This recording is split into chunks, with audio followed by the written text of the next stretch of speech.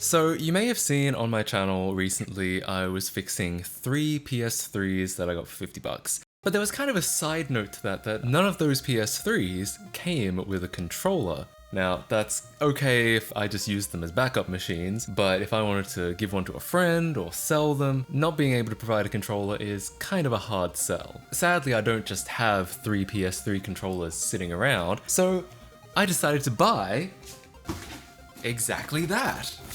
This is actually 8 controllers. 5 of them, I think, are genuine, and 3 of them are generic. Actually, it looks like 4 of them are genuine, and this one is the imposter, you sussy Barker. They might have written in the listing that it was 5 genuine, and not been able to tell that this was Dualshock 3. Dualshock, I mean, close enough. In the vein of good deals for low money, all 8 of these were $40, so that's $5 per controller. One of these working is like, what, at least $20 on eBay? So getting 8 controllers for the price of 2, I reckon that's pretty good. Now, they were sold to me as untested, which obviously means they don't work. To help me keep track of which ones are which, I'm going to label them A through H and write down any faults that I discover. Oh wait, oh wow, there are 9 here? No, it says 8. There are actually 9. 5 of them are genuine, 1 is a sussy Sunday, and 3 are just generics. These are probably, and I'm not saying this to be rude, worth absolutely nothing. But hey, I'm always gonna need a controller to give to a friend. No, they can't have any of these, only one of these. All right, let's start with this. It has on it, does not turn on. I'll be the judge of that. Let her rip. I mean, you're seeing that, right? It literally says does not turn on. Bruh, what do you call that? Alright, as far as I can tell, all the buttons are working. There is something a little odd about the thumbsticks. It's like they're a little loose, or at least the left one is. The right one, actually, that might be fine. But you can even see on the left one, there's this like gap between the thumbstick and the casing. That should never be there. In fact, I'm just seeing now, look at that. There's this like imprint that the left thumbstick has made, which it never should be doing that. That's a weird one. But I mean, as far as does not turn on goes, I'm calling that a win. I'll make a little A from a piece of sticker paper. It even runs on battery. I could maybe believe this does not turn on message if maybe its battery was cooked or something, but no. Moving on, does not connect. Well, we'll plug it in. So the computer seems to have picked up on it, but it does indeed not seem to be connecting. What a funny issue. That seems like almost a firmware issue. I've never seen a firmware issue on a controller before. Then again, maybe it's just the PS button doesn't work and you need the PS button for it to select player 1. Does this work wirelessly? I'm gonna say that's inconclusive. It might just be low on battery, but so far it is not powering on from the button. Then again, if my armchair hypothesis that the PS button is simply broken, then it wouldn't turn on from doing that either. This is B. This is actually correct. Does not connect. This one is not labeled at all. Literally not at all. Not even the sticker on the back. I don't think that's a good sign. I'm gonna guess that it's not gonna turn on at all. Oh, okay. PS button, alright. Oh, interesting. All buttons and triggers seem to be good. Both thumbsticks are a bit wacky though. Even when extending them all the way, it's a little fidgety. Well, this gets C, 6-axis. What do we got? Ah, seems pretty dead. I thought this would happen eventually, though, oh, never mind. I don't know what happened the first time. Maybe the plug just wasn't in all the way. Triggers are good, buttons are good, thumbsticks, they feel disgusting. You can practically see the sheen on this one. The right one seems to be working fine. The left one though, it's actually like kind of stuck up. Look at that. This might be the grossest one so far. It's just greasy and sticky all over. I'm gonna guess that's probably its issue as well. Someone poured some Sunny D into it or some shit. Okay, so this is Unit D, second 6-axis. What do we got here? Oh, okay. Working. This left thumbstick, similar issue, but towards the bottom right.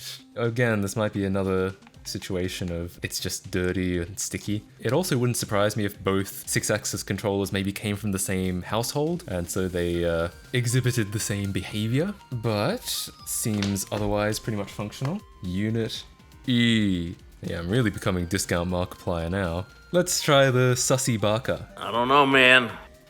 Uh-huh. Well, that's interesting. I guess light number 3 is out.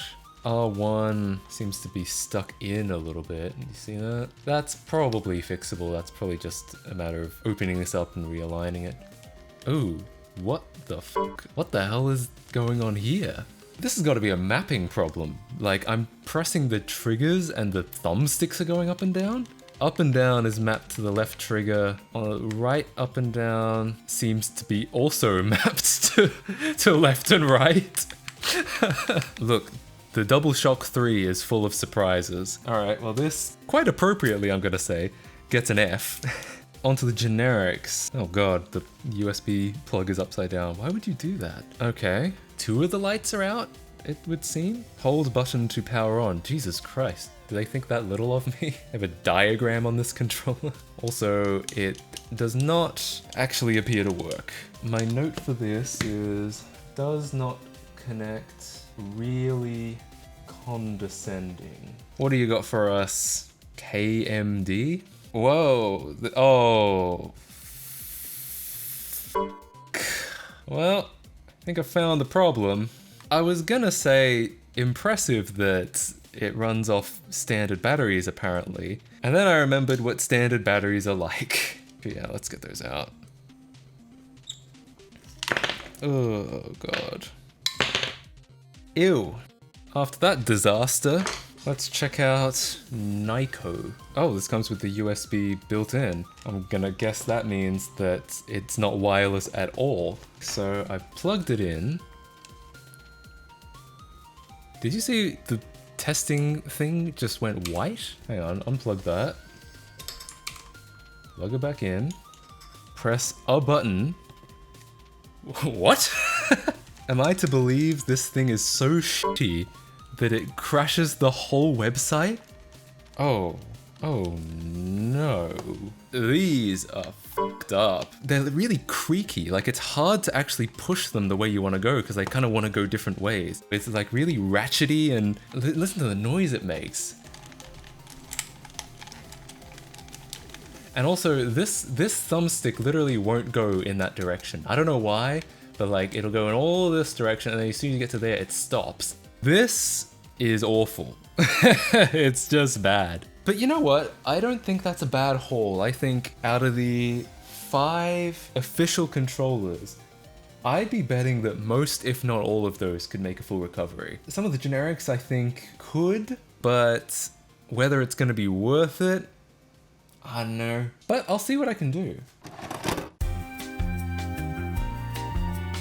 Squarespace is the all-in-one platform for creating a beautiful and professional-looking website with no hassle. If you're looking to start a business, blog, online store, or really any kind of web presence, Squarespace is the easiest way to do it. They have hundreds of responsive templates to suit any need you may have, and you get a fantastic WYSIWYG editor that lets you do anything, no code required. But if you do like to code, you can also enter custom CSS and header code anywhere you want. I especially like running my online store on Squarespace because it means that all that delicate payment information is being handled by widely used and well-tested code, rather than something cobbled together by me at 2 AM. So if you're looking for a convenient and straightforward way to make a website, look no further than squarespace.com. They have a free trial that lets you check out all of their features, and when you're ready to launch, go to squarespace.com/MattKC to save 10% off your first purchase. Okay, so how did I do repairing 9 PS3 controllers? Well, as I mentioned earlier, I really only cared about the 5 genuine controllers. While that might seem a little discriminatory, I'm just trying to think practically. I mean, if I wanted generics, I could spend less than $9 each, including shipping, on brand new ones from eBay. So if the time or money I have to spend to fix any one of those is worth more than that, I just don't consider it worth my time. I decided to start with controller C. This is the one with the jittery thumbsticks. For whatever reason, it felt like it was going to give me the least amount of trouble. Immediately, I discovered something I didn't notice before. The USB plug is actually slightly broken. You can see if I fiddle with this cable enough, eventually it loses connection. And if you actually look closely at the plug itself, you can see a tiny little chunk of plastic has cracked off. I don't know how that would have happened. I guess someone was just a little rough with it while it was plugged in. I don't actually think I'm going to take the time to fix it now, simply because this is predominantly a wireless controller, and it isn't really an issue if I leave it alone while charging. If it does become a problem later though, it should be pretty simple to replace the plug with a new one. That's the power of using standard plugs like this. Nintendo. Anyways, I took it apart, removed the old gross thumbsticks, and had a good look to see if anything was wrong. From the outside it seemed fine, which is probably to be expected. I plugged the controller in again to get a better look at the problem, only to find that it fixed itself. Yeah, no more jittering. The movement was now totally fluid. Weird, I mean, I didn't even do anything yet. My guess is the jittering was caused by just a tiny bit of dirt lodged in here, and that jostling everything around while opening managed to dislodge it. So I decided to give everything a real nice clean, including inside the joystick with some alcohol. And as far as I can tell, that's all it took. I tested the controller for a few hours and there was no sign of any joystick problem at all. You know, this is always the best kind of repair, when it turns out all you needed to do was just open it up and clean it. Since so many of these had gross, sticky thumbsticks, I bought a pack of replacements. They came in a pack of 10, which is coincidentally exactly how many I needed to replace the thumbsticks on all 5 controllers. Now these feel much better. Along with the cleaning I did, they basically feel like new. I think I'll call this one done. 1 down, 8 more to go. Next I took a look at controller B. This is the one that would power on, but not actually start playing. And this one too I thought was likely to be easy because I suspected it was just a broken PS button. Unfortunately, while opening it up, I accidentally broke part of the plastic that holds the triggers in. That sucks. I guess I'll have to reattach that later. But for now, I got down to the printed circuit film, and the first thing I tried was to trigger the PS button's pad with a paper clip. The way these buttons work is that there are 2 separated pads, and the button, which has conductive material underneath, will create a short circuit between the 2 pads when pressed down, signaling that the button is being pressed. As such, you can use pretty much any conductive material to emulate the same effect as pushing the button. But nothing seemed to be happening.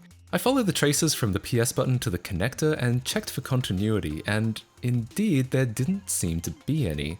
Just to be sure, I managed to get continuity from other places like the pads for the select button, but absolutely nothing from the PS button. I think we're starting to get our answer. Finally, I used the paperclip on the actual board, shorting the same points that the PS button would short when pressed.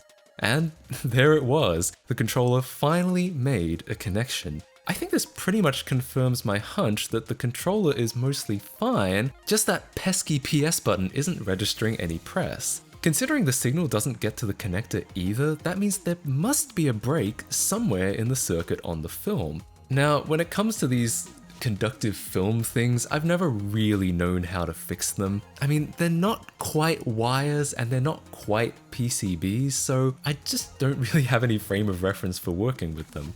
I had a look online and found a lot of people used conductive silver paint to basically recreate the trace externally. This seemed like a reasonable idea, but in order to actually get some of this paint, I'd have to order it online and wait a few days for it to arrive. I was feeling a little impatient and wanted to see if there was something I could do with the tools that I had on hand. I thought, well, if this is conductive, it must be some kind of metal inside, right? Flex cables usually have straight up metal at the end, so I thought maybe I could treat it like Kynar wire wrap and use a soldering iron to burn off the plastic film and then just solder a wire to the resulting exposed metal.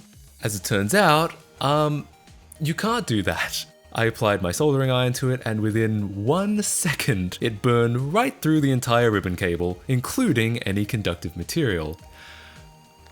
Oops! So instead of buying conductive silver paint and waiting a few days for it to arrive, I bought a replacement conductive film and waited for it to arrive instead. On the picture it looked like a perfect match, but when I got it, I found this hole over the PS button was filled in. Weird, I guess different controller revisions did this differently. Unfortunately, when I tried putting it back together as is, the lack of hole made the button feel really stiff and awkward. So I decided to take a bit of a risk and drill where the hole would be. I'd be lying if I said it wasn't a little nerve-wracking to do that. I mean, I literally just got this replacement film because of broken traces around the PS button, and I was about to risk breaking exactly the same traces on the new film. But using a drill and cleaning it up with a razor afterwards, I got a result that, while not the cleanest in the world, did clear the hole and, crucially, didn't break any of the traces. With that out of the way, everything seemed to be working fine. I call this another fixed controller. Except I now had to fix all the problems that I created while working on it. Namely, the broken plastic that held one of the triggers in. Turned out I actually had to do this twice because the other peg started coming off too. Also, the pad for the connector got a little bit scorched by the soldering iron, so I just replaced that with some pieces of mounting tape. It basically gets the job done. I also had to resolder the wires for the vibrators because at some point those had snapped off. What? They're vibrators, that's what they do. But after all of that, we finally have our second fully functional controller. Now the other three genuine controllers, A, D, and E, all had basically the same issue. The left thumbstick wasn't quite working right. A was an interesting one. This was the one where the left thumbstick was so misaligned that it was digging into the case. I opened it up, took the thumbsticks off, and found nothing really out of the ordinary. I mean, the joysticks worked, one of them was just a little bit out of place. I cleaned it up and replaced the thumbsticks with some nice new clean ones, and found that just with that, it was no longer digging into the case. Was that it? Was it just a bad thumbstick and nothing else wrong with the actual module? Well, not exactly. I do think it was a lot of the problem, but I noticed even with the new sticks, it was still slightly too high. By like just a few millimeters, and not for any real discernible reason. They both click down at exactly the same point, but the left one is more bouncy. It's like the spring is just higher. I don't know how that could have happened. Maybe this joystick model is already a third-party replacement, or maybe some kind of damage happened that tugged the spring hard enough to unwind it a little. Who knows, and ultimately I decided it wasn't a big enough problem. I mean, everything else on the controller worked, the left thumbstick was just slightly too high, which doesn't really get in the way of gameplay. With D and E, I tried the same deep joystick cleaning with alcohol, even opening up some parts of the joystick to do it, but none of it seemed to help. After literal hours of trying to clean these things, I eventually concluded the only real way to fix these things would be to replace the joystick modules entirely. What complicates this is that Sony seems to have used two different kinds of joystick module in their controllers, each with completely incompatible pin layouts despite the fact that these are both 6-axis controllers. Controller E's modules have 3 pins and Controller D's have 4. And for some reason the 4-pin modules are much harder to find. I already had some spare 3-pin modules sitting around, so I whipped out my trusty desoldering gun, removed the old joystick module from E, and soldered in a new one. And it, worked? I mean, we no longer have the same issue, but when I was testing it, the thumbstick behaved a little strangely. It's really sensitive, and while it is capable of analog movement, it very much seems to try snapping to the 4 cardinal directions. I don't actually know why. I mean, technically I bought these sticks for Xbox One controllers, so maybe they're calibrated differently, or maybe these replacement sticks just suck. I'll probably have to replace this again just to find out. And it's the same story with Controller D. I won't be finishing this one in the video just because I'm probably going to have to wait until I can find a 4-pin joystick module, which may take a while, and after that it'll just be replacing it, which you've already seen. So I figure it's not important enough to delay this video for. Now I said I wasn't going to spend much time on the generics, and I won't, but I was curious to see if any of them could be fixed. First, the imposter, Controller F. This one's only real issue appears to be that the R1 button is out of alignment, and the third LED is broken, but that's hardly a deal breaker. I actually have a feeling that simply opening and realigning the R1 button will fix it. So that's exactly what I tried to do. And that's exactly what fixed it.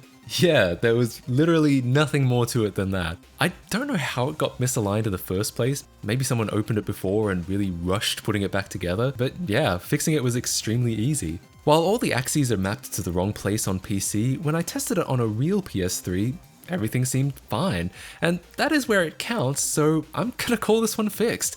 Let's take a look at G. This had almost exactly the same symptoms as B. It would power on but not connect. And I wondered if this was going to be exactly the same problem, that being a broken PS button, until I just pressed the button and immediately proved myself wrong. Suddenly, this became a lot more daunting. It was no longer an obvious hardware issue, at least that I could think of. It seemed like it was going to be some kind of esoteric logic issue, which would be much harder, if not impossible, to diagnose and fix. Nevertheless, I cracked it open, quite literally cracked because some of the plastic screw stalks just broke off. Cool, I guess those screws are useless now. I looked around and did find some oddities, like this timing crystal which was mounted really strangely. There's a straight up outline for it which it's completely misaligned out of. It was kind of hard to believe that this was intentional unless it was really poorly assembled. I wondered if it had been dropped and knocked out of alignment somehow, and maybe that was leading to some kind of logic issue. So I desoldered and resoldered it back into place, but sadly it made no difference. I don't really know what to do about this one, and since it's just a generic, I think I'm gonna leave it.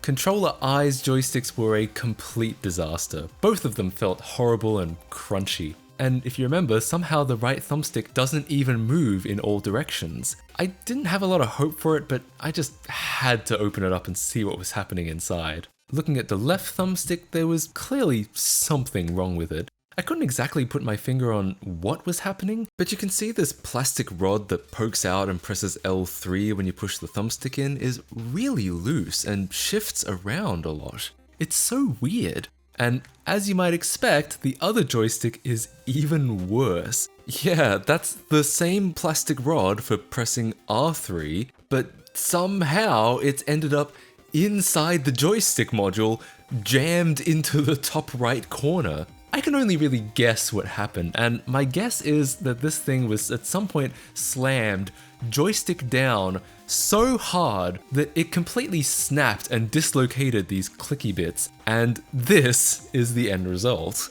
I just don't know how to make anything else out of it. I think the only way to fix these would be to replace them completely, and once again, I don't think I'm gonna bother for this one.